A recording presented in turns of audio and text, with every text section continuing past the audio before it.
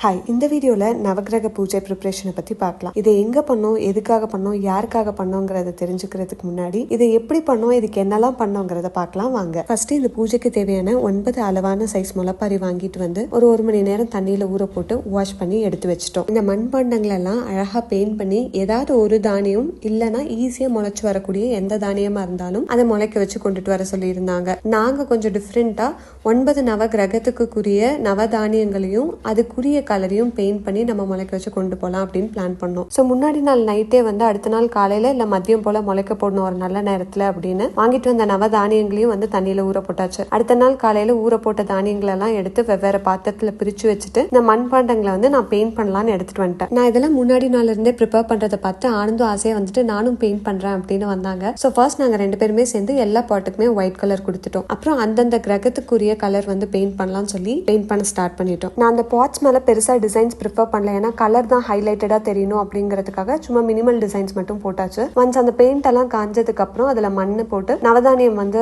நல்ல நேரத்துல போட ஆரம்பிச்சிடலாம் அப்படின்னு சொல்லி 2 பேரும் ஸ்டார்ட் பண்ணியாச்சு. இதுல பாத்தீங்கன்னா பச்சை வந்து பச்சை பயிறு புதனை குறிக்குது, வெள்ளை வந்து சுக்கிரன் மொச்சை, சந்திரன் வந்து வெள்ளை தான் அது வந்து நெல், குரு மஞ்சள் கொண்டக்கடலை, செவ்வாய் சிகப்பு துவரை, சூரியனும் சிகப்பு தான் கோதுமை, கேது வந்து பலவண்ணம் கலர் கொள்ளு, சனி வந்து கருநீலம் எள்ளு, ராகு வந்து சாம்பல் நிறம் உளுந்து. இந்த எல்லா தானியங்களையும் நல்லா மனசார வேண்டிட்டு முளைக்க போட்டாச்சு. 9வது நாளுங்கும் போது இதை நம்ம கொண்டு போனோம் முளைக்க வச்சதை. ஸோ அதை எங்க கொண்டு போனோம், அந்த பூஜை எப்படி அமைஞ்சதுங்கிறத நம்ம நெக்ஸ்ட் வீடியோல பார்க்கலாம். தேங்க்யூ ஃபார் வாட்சிங். பாய்.